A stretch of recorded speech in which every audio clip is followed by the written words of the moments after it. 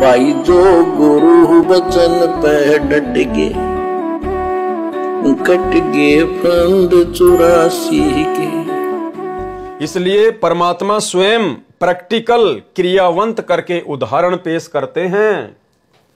उस समय परमात्मा व्यक्त होते हैं, यानी जिस समय परमात्मा इस पृथ्वी पर एक संत जिंदा बाबा या ऋषि रूप में प्रकट होते हैं, वो छोटा मोटा अपना कोई काम धंधा भी वो करके दिखाते हैं।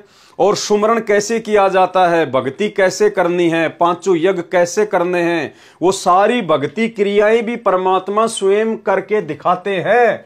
ऐसी स्थिति में परमात्मा कौन से रूप में होते हैं? उस समय परमात्मा व्यक्त रूप में होते हैं। जैसे आज सतगुरु रामपाल जी परमेश्वर जी धरती पर व्यक्त रूप में हैं। और परमेश्वर ये सभी आध्यात्मिक जो क्रियाएं हैं वो सबसे पहले स्वयं करते हैं, उसके बाद आप और हमारे को बताते हैं, समझाते हैं। इसलिए परमेश्वर को 2 बार नमस्कार नमो नमो कहा है। यानी मंगलाचरण में ये जो परमेश्वर जी ने वाणी कही है कि गरीब नमो नमो सतपुरुष को और नमस्कार गुरु की नहीं, तो परमेश्वर कहते हैं इसलिए परमात्मा को व्यक्त और अव्यक्त दोनों रूप में 2 बार नमो नमो अर्थात नमस्कार कहा है। यानी परमेश्वर के एक रूप को जो सतलोक में वे बैठे रहते हैं अव्यक्त रूप में, निर्गुण रूप में, एक तो उस रूप को नमो नमो के तहत नमस्कार कहा जाता है, और दूसरा जो नमो शब्द है वही अव्यक्त परमात्मा, निर्गुण परमात्मा जो सतलोक में बैठा है, जब वो संत रूप में धरती पर प्रकट होता है, एक तत्वदर्शी संत के रूप में, जिंदा बाबा के रूप में या किसी ऋषि के रूप में समय अनुसार, तो दूसरा जो वो नमो शब्द है वो उस व्यक्त सतगुरु के लिए, उस प्रकट गुरु के लिए यूज किया जाता है। इसलिए परमेश्वर को 2 बार नमस्कार अर्थात नमो नमो कहा है। फिर गुरु जी को नमस्कार करने का प्रावधान है। अब ये आपने थोड़ा सा भाई और बहनों यहां पे समझना पड़ेगा। अब ये तीसरा रूप हो गया, तीसरा रूप हो गया, क्योंकि 2 रूप तो हमने पहले पढ़ लिए, परमात्मा के व्यक्त और अव्यक्त रूप। और जो 2 बार नमो नमो लिखा है वो केवल परमात्मा के 2 ही रूप के लिए लिखा हुआ है। एक परमात्मा सतलोक में अव्यक्त रूप में, दूसरा जब वो परमात्मा सतगुरु बन के आता है धरती पर व्यक्त रूप में, उसके लिए।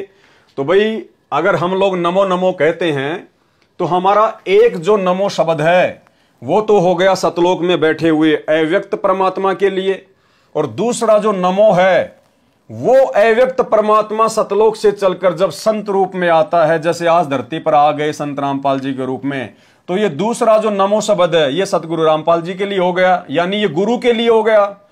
फिर ये तीसरा रूप कौन सा आ गया? फिर गुरु जी को नमस्कार करने का प्रावधान है। यहां परमेश्वर अपने आप को छुपाते हैं, परमात्मा से भिन्न दर्शाते हैं, जबकि ऊपर उन्होंने स्पष्ट कर दिया कि नमो नमो यानी एक रूप में परमात्मा सतलोक में, और दूसरे रूप में गुरु रूप में, संत रूप में जब वो धरती पर आता है तो उसके लिए कहा जाता है। तो दोनों रूप फाइनल हो गए। फिर तीसरा रूप ये गुरु जी का कौन सा आ गया? यानी आप और हमने समझना पड़ेगा कि हमारे गुरुदेव भगवान इस अपने दूसरे रूप के तहत धरती पर स्वयं ही प्रकट हैं, स्वयं ही ये सतगुरु रूप में कबीर परमात्मा व्यक्त रूप में धरती पर प्रकट हैं। यानी दोनों रूप एक ही हैं। अव्यक्त भी यही सतगुरु रामपाल जी हैं जो सतलोक में बैठे हैं, और व्यक्त रूप में भी यही सतगुरु रामपाल जी हैं जो अपने दूसरे रूप में धरती पर तत्वदर्शी संत की भूमिका में आप और हम अपनी प्यारी आत्माओं को वर्तमान में ज्ञान समझा रहे हैं।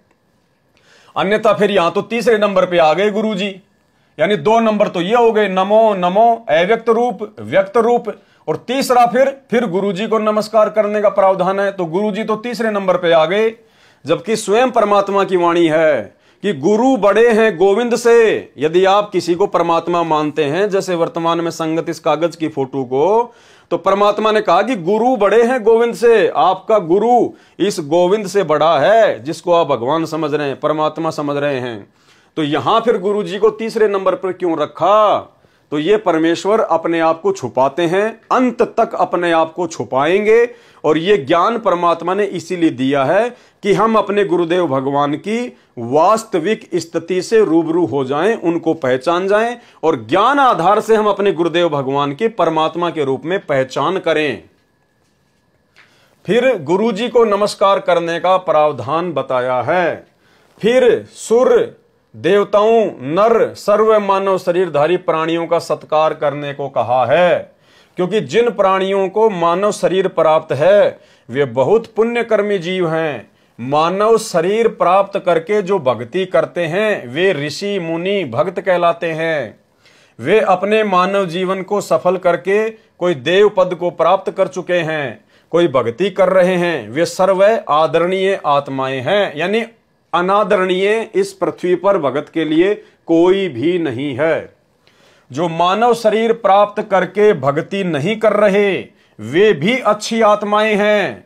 अच्छी आत्माएं इसलिए हैं कि वर्तमान की पिछली पीढ़ी में जिस समय पृथ्वी पर परमात्मा स्वयं प्रकट है उस समय उन आत्माओं को मानव जन्म प्राप्त है, इसलिए उनको भी विशेष आदरणीय आत्माएं कहा गया है। वे सर्व आदरणीय आत्माएं हैं। जो मानव शरीर प्राप्त करके भक्ति नहीं करते वे भी अच्छी आत्माएं हैं, उनका भी सत्कार करना आवश्यक है।